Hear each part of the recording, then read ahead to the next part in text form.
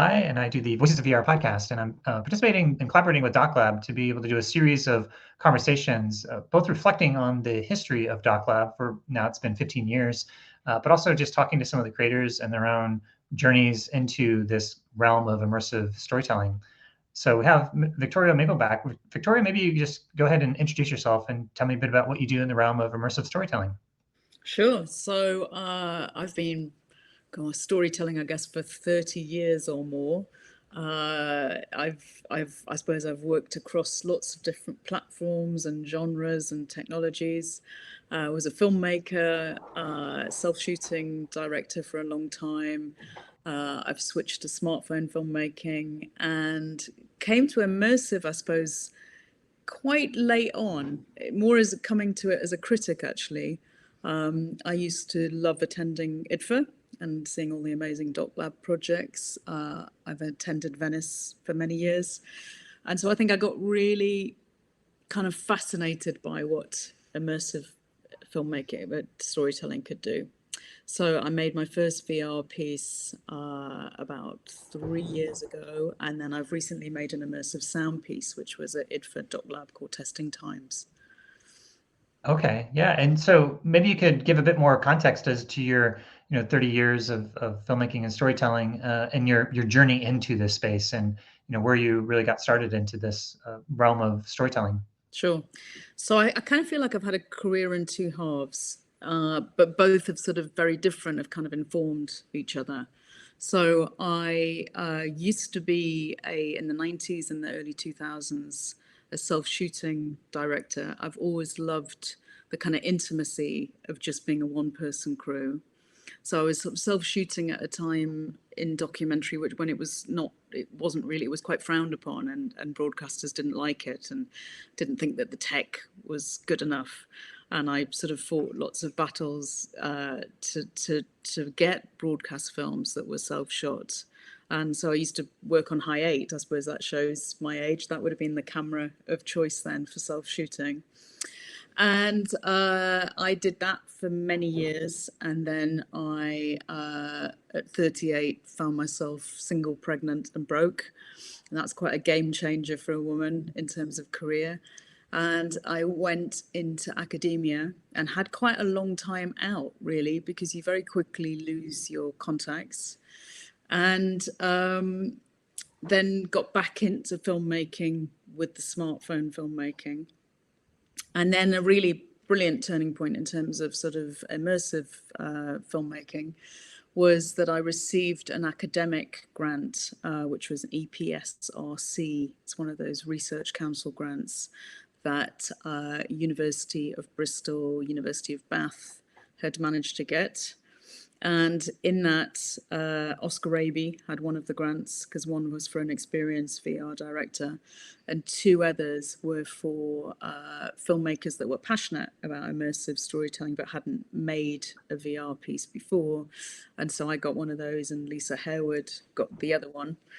And it was fantastic. I mean, it sort of shows you the power really of academic and arts funding and how life-changing it can be, because I suddenly had a very big budget again, a decent budget, £50,000, and I'm used to making works for nothing. I'm a sort of guerrilla filmmaker, and I can make films for nothing or just a few £1,000s. But it was, I have to say, it was probably the scariest commission I ever got. And another thing I suppose I should say is that the second part of my career was me getting very interested in autobiographical documentary storytelling, and in a way turning the lens, or the sort of storytelling lens, upon my own life.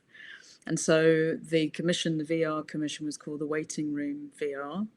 And I was diagnosed with breast cancer in 2017.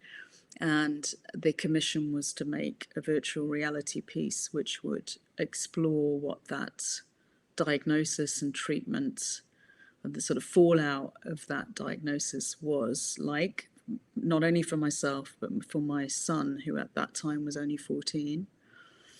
And it had an accompanying smartphone short as well. So throughout my cancer treatment, I was using my phone. You will see that in my immersive pieces, the phone features a lot.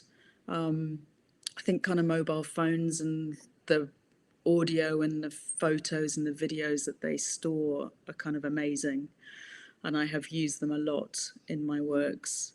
And I suppose, yeah, defining sort of feature of my work is how seduced I am by verite audio rather. I think it's a coin that Noni de la Pena termed for her early works, and her pieces, her early VR pieces that use that kind of verite audio, sort of real-time audio, I think are the most powerful and were hugely influential to me. And so I use that a lot, I suppose, in my immersive works and in my films. But I use voicemails and I use Zoom sort of audio conversations with my son. When I was going through cancer treatment, consultants were happy for me to just on voice recorder, just record the consultations.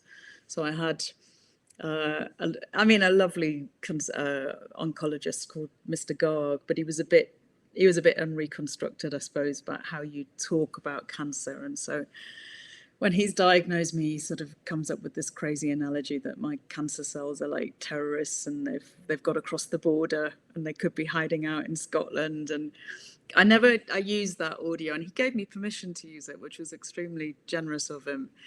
I never wanted to take the piss out of him directly, but I'm sort of fascinated by the baggage we bring to illness and to chronic illness and to cancer. I think it scares the hell out of us all, people going through it and the people around it. I think it's, and it brings out some sort of craziness, I think, in the way people talk about illness.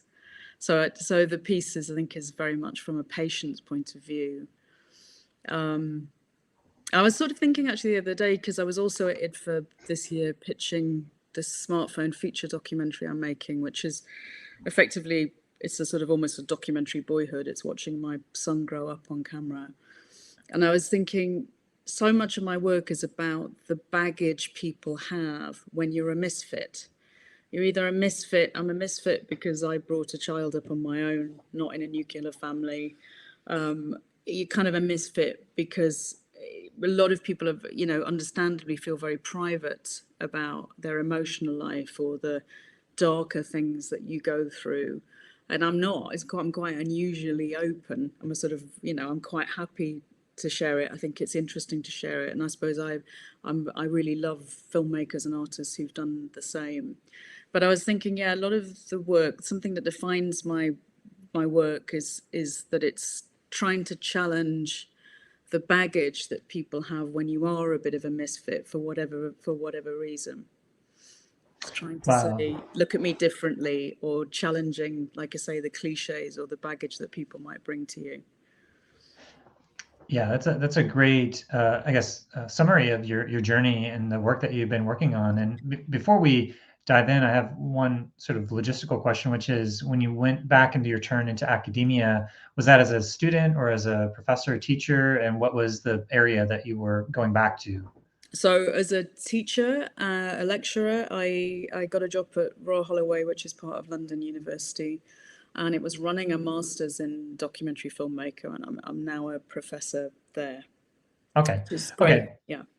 So you're on the sort of academic side of looking at the theory of documentary as well. Yeah. Yeah. Okay. And when did you first come across the DocLab then? This is the 15-year anniversary that, this kind of series is and help celebrating. So when was your first encounter with so quite a long time ago. So I think it would be about 2014, 2015. And it was when I had a big multi-platform project called Text Me, which was the beginning of me being fascinated by the stories inside phones. And it was linked to an autobiographical smartphone short, which is my first smartphone short, called 160 Characters. And 160 Characters tells the story of the messages that were in my old Nokia. And I'd unwittingly, over 3 years, archived the text message thread between myself and my son's dad, from when we first met, went briefly dated, relationship ended, and then I found out I was pregnant. And then there was this much bigger communication about whether he would be involved or not, raising Jim. And I wrote it as my own story, but was also really interested in other people's stories that are the kind of secrets and stories that are hidden in phones. And so I developed a project with the support of DocLab that was thinking about how do you talk to people about stories in their phones, either regret texts where somebody said something that you hate, but you know it's always there, whether it's a relationship breakdown, whether it's a work fallout or a family kind of difficulty, but also the treasured texts. People talk to me about really being moved by the final text that they received from a parent before they died, or somebody that was lost in some way. And so it was a piece where you could have an appointment to watch your regret text burn live, or you could submit to a sort of text message tree, and then it would be sort of memorialized. And it was a good lesson to me, and it really was great. I developed it with DocLab, but it became a huge lesson to me about how you don't need technology and high budgets to make projects happen. And in fact, I went a whole pitching at IDFA Forum and raised 70,000 euros from Arte, and then couldn't get, it was an enormous budget. It was probably about £200,000. Couldn't then raise the rest of the budget quickly enough. So I lost the Arte money. So I was like back to square one after years of developing it. And instead I took it to galleries, and I did these workshops where people would come with a text message that they wanted to share. And we made little Nokia cardboard coffins where you could kind of lay the text to rest. And so there was a sort of physical, ritual of that rather than a digital one, which was much cheaper. So I think that's another defining feature of my work, is that I don't like technology for the sake of it. And I will very, very happily embrace low tech. And I don't like barriers of entry to work. And it was one of the things, again, I found very difficult about the waiting room VR, was I was sort of felt that it was inaccessible, that I almost needed to learn Unity, that I couldn't get to grips with the storytelling. And I was, with the people I was working with, were sort of encouraging me to do, I suppose, what feature drama scriptwriters do, which is almost write the piece, finish the story, and then hand it over to the sort of Unity developer to sort of bring it to life. And I think that probably works for a lot of people, but it doesn't work for an artist, because you're used to much more organically, whether it's with paper and notebook or smartphone, but to me, the story unfolds with me actually making it. And I had to find a way of doing the making. And so that's very much been sound for me. Or like I say, bringing the technology down. So, in the waiting room VR, we shot it with two cameras, one a much more high-end 360 camera, which is probably technically the better shot, which I just thought was completely boring. And then a little GoPro Fusion sat on my head, which I'm sure a lot of people would say is a sort of messy, amateur-looking shot. But I loved it straight away. And I also felt that it could work as a durational take. And that was also quite interesting at the beginning, the resistance that I had, that no, you couldn't put people in a durational real-time take, that you needed to be more tricksy than that it needed to dissolve to a Unity sequence, and I was convinced that you could, and that in fact you could do it even more successfully in a 3D space than a 2D space. And I remember, making the point that some of the pieces that I'd really been inspired with were fiction films that were shot in one take, like Russian Ark. And I feel that, like, if you're actually in a 3D sense, and that you're really in the space, you can actually do real time much more effectively. So, and I was sort of thinking actually about, I've got a student of mine who did the MA that I run, and she's got an opportunity to be involved in some immersive story funding that we've got at the university called Story Futures.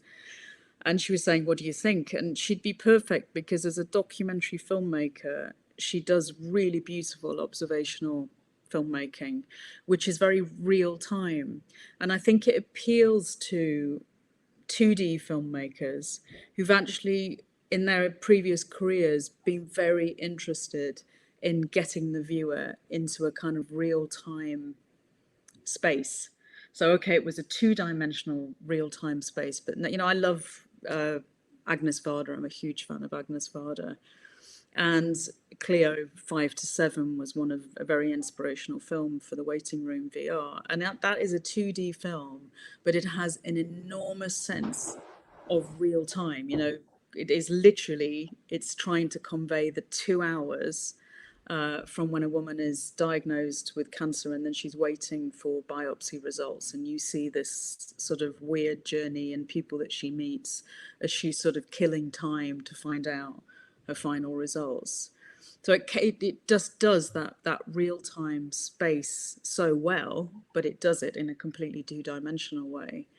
So that's why I think immersive sort of suited me, because I've always loved that sense of not dictating a story to people, but trying to bring them into your literally bring them into your world, which is obviously what VR did so well. And I remember being very influenced by Noni de la Peña's early writing about, you've got to think about its presence design. It's like you're putting people in the space. You're not telling a story in a more traditional way. So I think that's probably why it appeals to me. The other thing, I think a reason it appeals to me is that I've definitely over the years, especially in a sort of British broadcasting context, British broadcasters don't particularly like female stories, which they see as small. They don't like domestic stories, and they don't like emotion. They accept it in the fine art context, but they do not accept it in documentary. Documentary is meant to be the world out there. It's not meant to be subjective in a sort of traditional viewpoint of it, And I was thinking that what I've loved about a sort of community of people working in immersive storytelling is that doesn't seem to be the case, and that it's much more rooted in fine art, in that it can take much more challenging stories or concepts, much darker, much more emotional. It's not fearful of emotion. And I remember being on Venice in the VR island, I think it was 2017, and it was when I did Jordan Tannehill's Draw Me Close. And probably because it definitely had a lot of resonance for me. This was actually before I was diagnosed with cancer, because it's got a cancer narrative. But Jordan Tannehill was brought up by a single mum, and this amazing experience of that you become the child and you're literally being put into bed by a sort of virtual mother. And I suppose it triggered all sorts of memories of me being brought up by a single mom as well. But I remember coming out of that, and it was quite a short iteration of the piece at that point. I think it was maybe about 11 minutes, perhaps, maybe 15. And I came out and I was just sobbing to the core of me. And then it was a bit embarrassing because there was no sort of decompression place. I was sort of thrown out into a room, just quite distraught and embarrassed that I've had that effect. And I couldn't imagine perhaps a sort of two-dimensional film experience getting to me so quickly and so profoundly.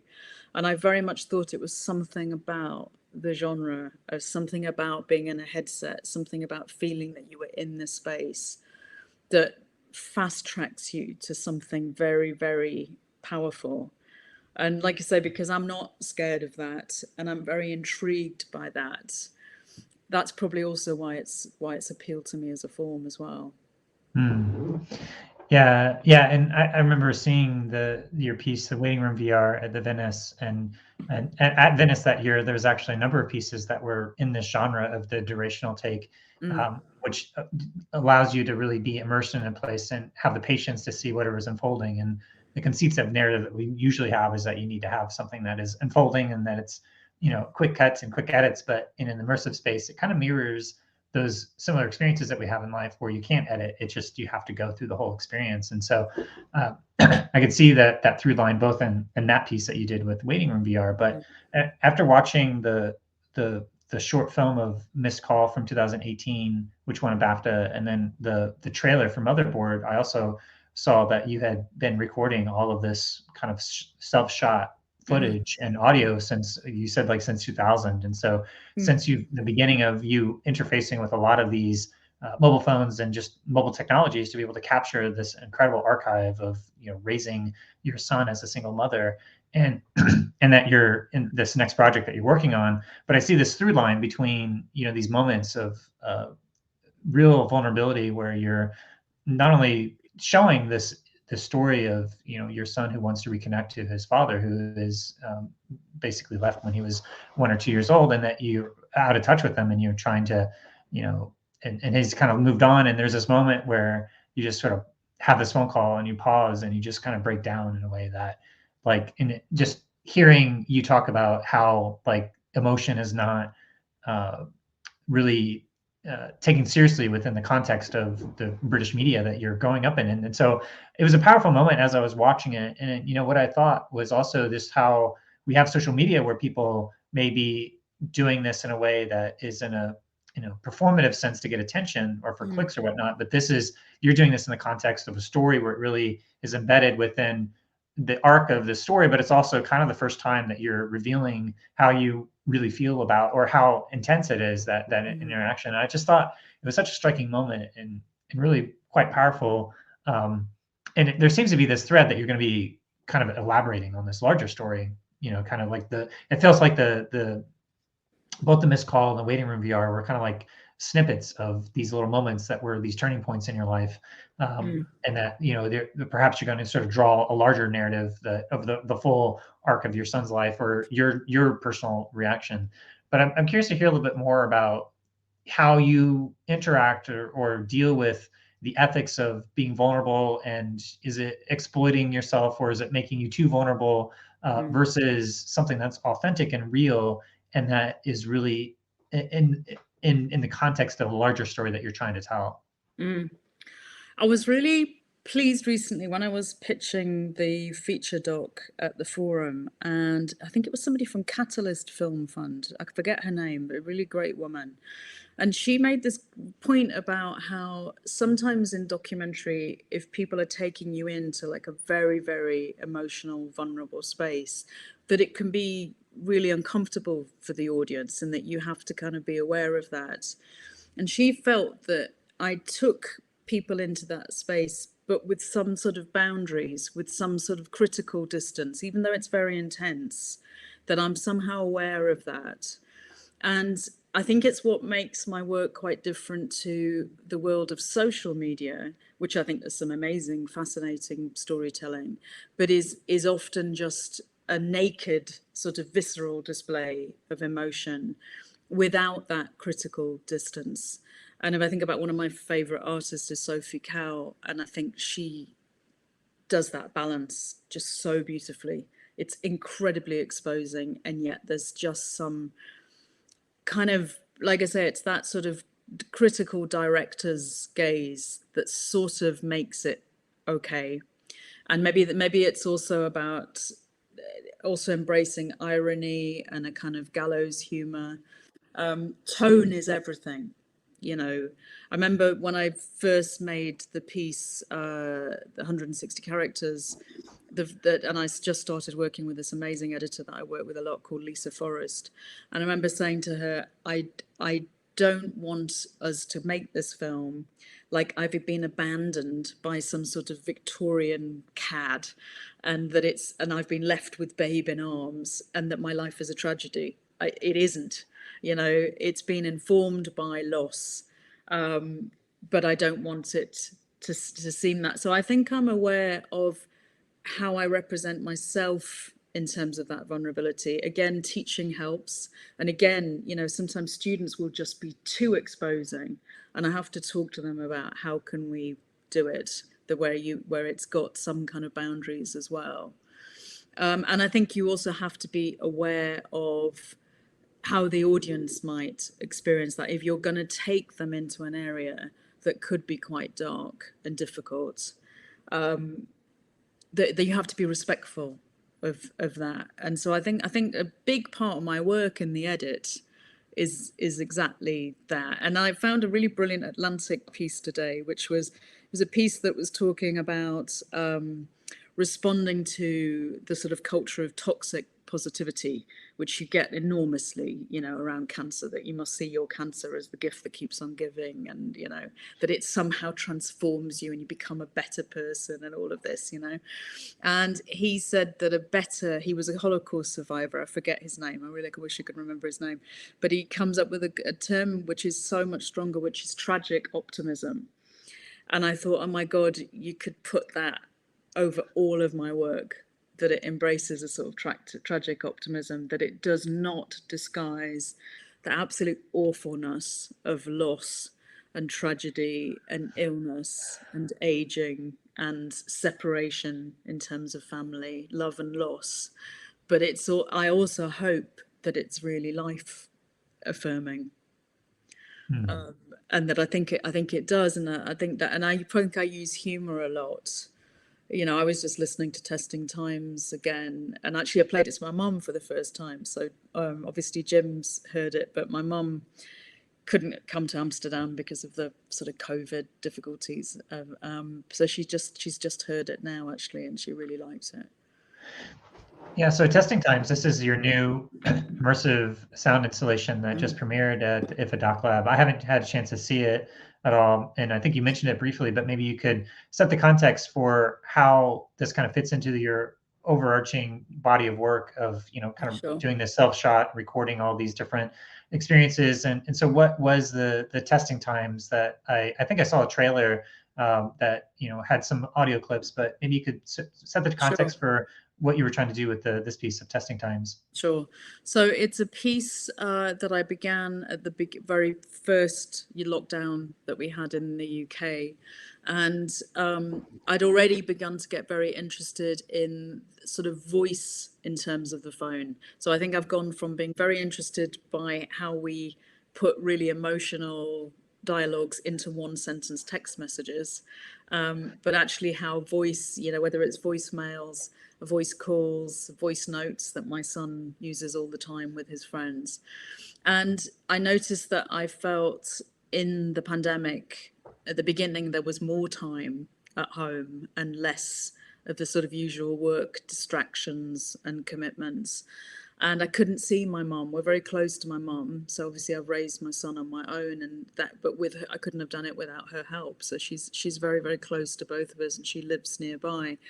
And like many people, we couldn't see her at the beginning of the first lockdown. Before vaccines, it wasn't safe. We felt that it would be putting her at risk.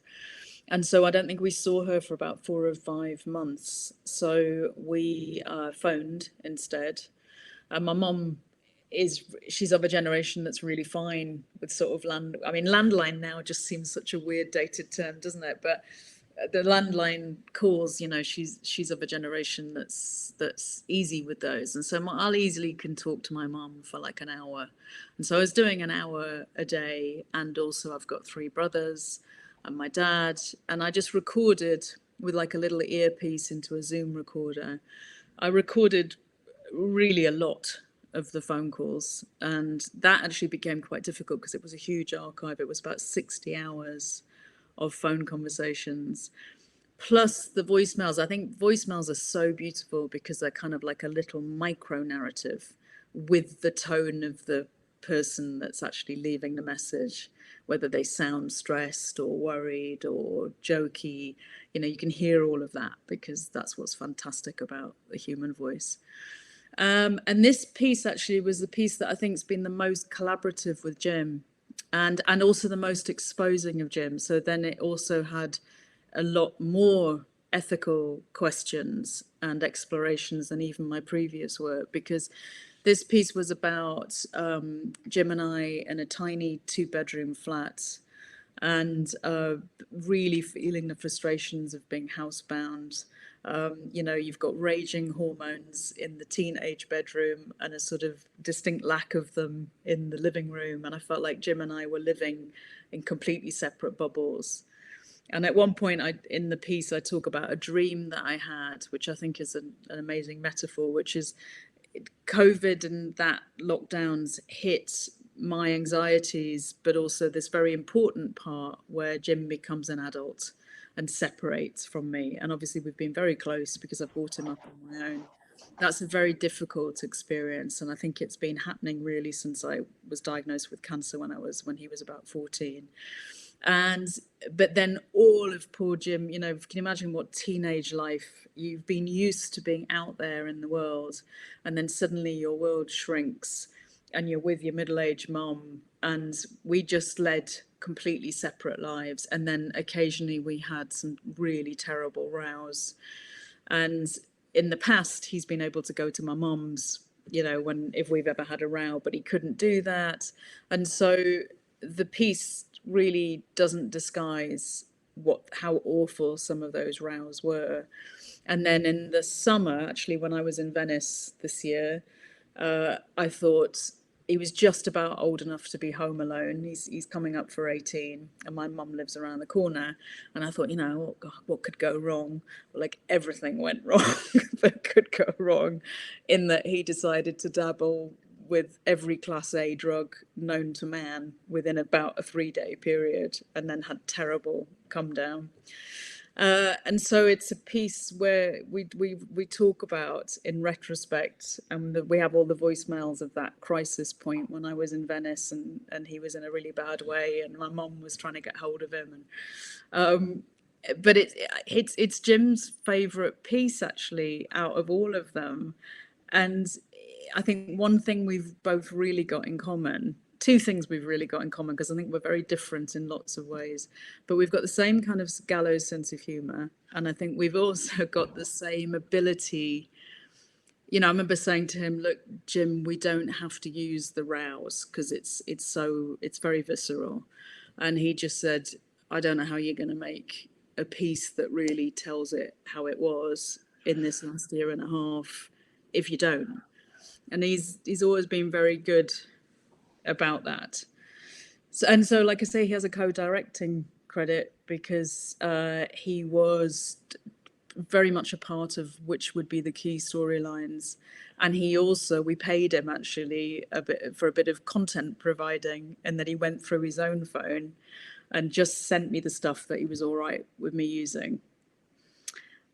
So it was a really enjoyable piece, actually. And I suppose it was the first piece we've made where it's like working with another adult, because he is now. Whereas the previous pieces, he's obviously on the cusp, but it's been more like he's a child. Wow. Yeah. And just going back and looking at some of your previous experiences, and having seen the waiting room and then getting more context of this overall larger body of work that you're working towards, I'm really looking forward to Motherboard and where that ends up, because that seems like that's going to kind of tie a lot of these different pieces and moments together. But as we start to wrap up here, this is the 15th year anniversary of DocLab. Obviously it's been a big part of pushing the frontiers of what's coming next when it comes to integrating new immersive technologies and new forms of storytelling. And I'm just curious to hear from you what you think the ultimate potential of all of these immersive technologies and new forms of documentary and what they might be able to enable. I think it would be I'm more interested in how more people can get access to them and start using them for telling stories. I think, and that's we've talked about my liking the more kind of low tech versions of that. So I'm never that interested in the sort of industry speculating, how long will VR last and where will it all go and what will we all be doing. I think that they're just tools for artists and storytellers to be able to create new, wonderful spaces and experiences. And like I say, I think that's the one challenge. I think DocLab has met it brilliantly, actually, because I think they've been so good on facilitating so many diverse people and storytelling, to come in and to have their work seen and commissioned. But that would be my thing, really, is that's the frustrating thing. I'd like that to change in the future, is that more people are able to use it, that the cost becomes less prohibitive. That's what would be nice. And that everybody gets to experiment with these new technologies as they come along. Yeah, as I've seen the technology disperse, there's the new technology itself and its affordances, but then the artists are exploring those affordances and using the tools to make stuff, and then it gets into the hands of the audience, and then the audience is able to see it, and it creates this loop. But that process between the capturing of the source material and forming it and editing it, as you were saying, is a key part, but also getting into the hands of the audience for them to see it, to then be inspired by what's even possible and to learn how to even watch these pieces. So yeah, I feel like we're at the very beginnings of all that. And as we wrap up, is there anything else that's left unsaid that you'd like to say to the broader immersive community and the DocLab community? Just like I say, how fantastic it was to actually be at IDFA DocLab this time, after this sort of 2-year break. And even though it was a hybrid festival, I thought it worked really beautifully. And it is such a community, and I kind of thank everyone that's part of it, actually, because the meeting and talking to people about their works, it was great to see Amy and May from Anagram just as I came in. But I think it's an amazing sort of close-knit community that's very interested in supporting one another. So yeah, here's to more of that, I think. Awesome. And are any of your other pieces as Waiting Room VR available anywhere for people to see?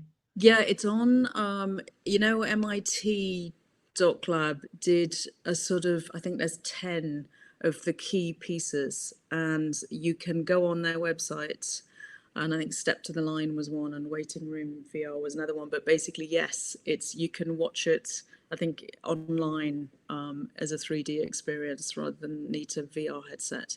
So yeah, MIT DocBase, you might have to correct me on that, but it is, you can watch it there. Yeah, I think if folks Google it, they'll be able to track it down. So Yeah. awesome. Well, thanks so much for dropping by and sharing a little bit more about your own body work and your journey and all the other projects that you have and your relationship to DocLab over the years.